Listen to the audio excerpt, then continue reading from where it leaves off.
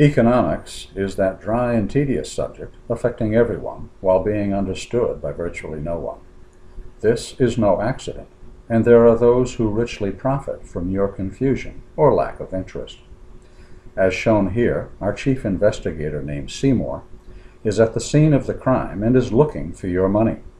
It's obviously not there, but if it was, what would it look like? If you think it's made of green-colored paper with numbers in the corners and faces of important people from the past, then please think again by accepting this challenge. Identify the substance, measured in dollars, that Seymour is looking for, that government collects, spends, or wastes, or that banks pretend to lend, and claim 100 pounds of that money absolutely free from the address given at the end of this message.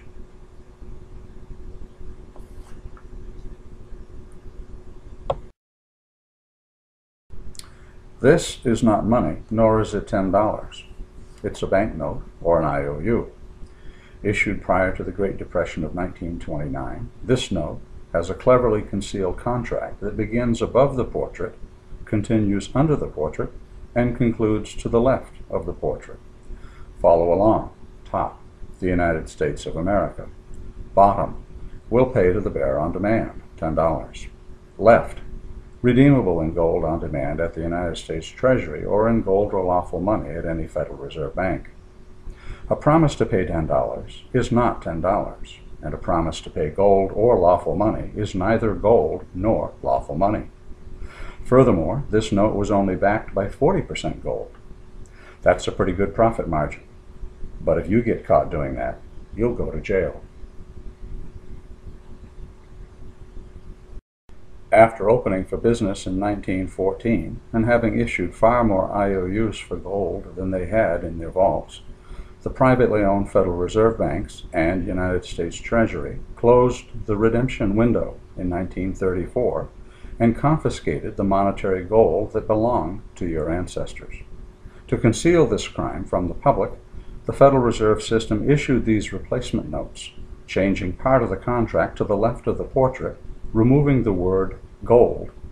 It now reads, "This note is legal tender for all debts public and private, and is redeemable in lawful money at the United States Treasury or at any Federal Reserve Bank."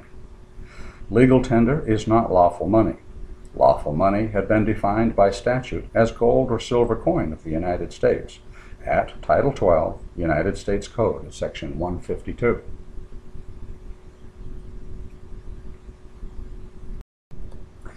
After stealing your ancestors' gold, the 40% gold reserve behind these notes would be unnecessary, right? But wouldn't you like to write $100 checks on a 40% reserve, knowing that they will always clear the bank, with no overdraft fee or demand for the unpaid balance?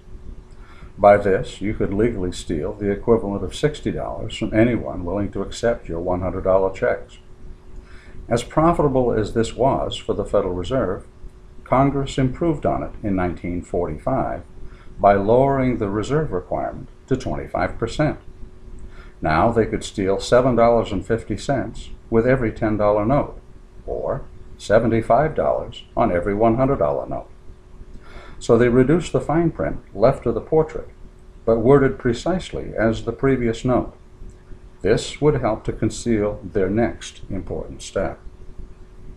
Immediately after President Kennedy's assassination in 1963, the Federal Reserve began issuing bogus notes worded like this one, but otherwise looking exactly like the three previous notes.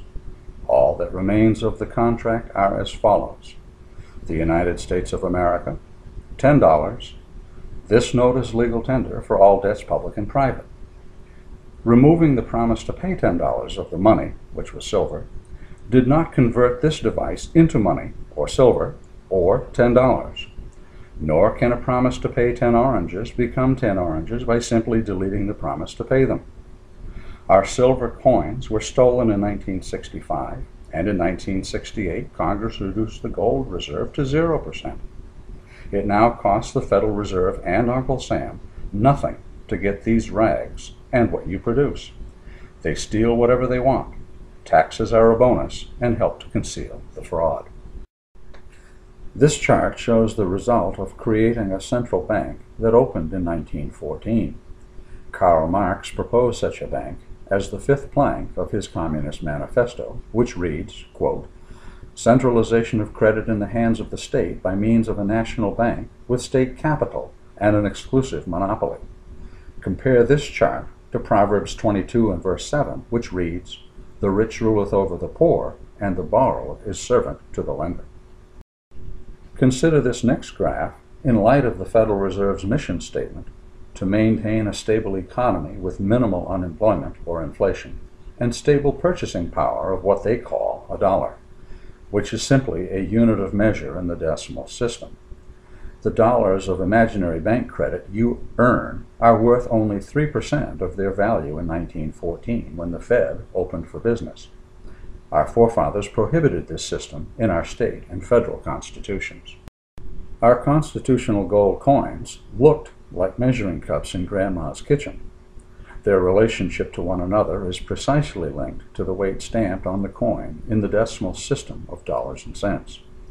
The smallest coin, smaller than a dime, weighed $1, or 25.8 grains of 90% pure gold in the troy system, where 480 grains equals 1 troy ounce. This was a full day's wage for well-paid workers on the Panama Canal, which opened in 1914. The $2.50 coin weighed 2.5 times as much as the $1 coin, and half as much as the $5 coin. The $10 coin was 10 times the weight of a 25.8 grain $1 coin, so you simply move the decimal point to the right one place for a troy weight of 258 grains. The $20 coin was double the weight of a $10 coin. Isn't it wonderful when things make sense? The common sense relationship among our silver coins in this image is likewise directly linked to the troy weight originally set forth in federal statutes, and to their decimal weight stamped on the coins for ease of mathematical computation. This latter convenience was proposed by Thomas Jefferson.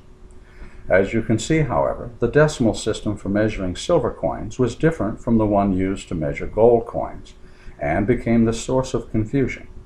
In 1853, Congress added to the confusion by reducing the silver content of all silver coins, except for the $1 piece, which people erroneously called a silver dollar.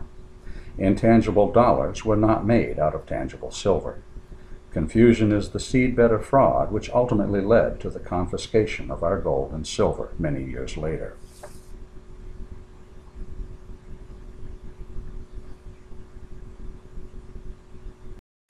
Compared to our system of constitutional gold and silver coinage, the relationship among our copper-nickel tokens of today is an obvious absurdity. But then, so is modern economics and the nomenclature upon which it is built. As a child, you may have questioned this absurdity by asking your parents how a 10-cent coin could possibly be twice the money as a larger 5-cent token called a nickel, or how a $1 Susan B. Anthony slug is 2 times as much money as the larger half-dollar token. You may not have been impressed by their answers. The 5 and 10-cent tokens are explainable, however. The 10-cent piece used to be made of silver and was worth far more than a larger one made of copper and nickel. Natural law and common sense, as you may have noticed, mean nothing to people whose instant gratification throwaway lifestyle depends on bank credit.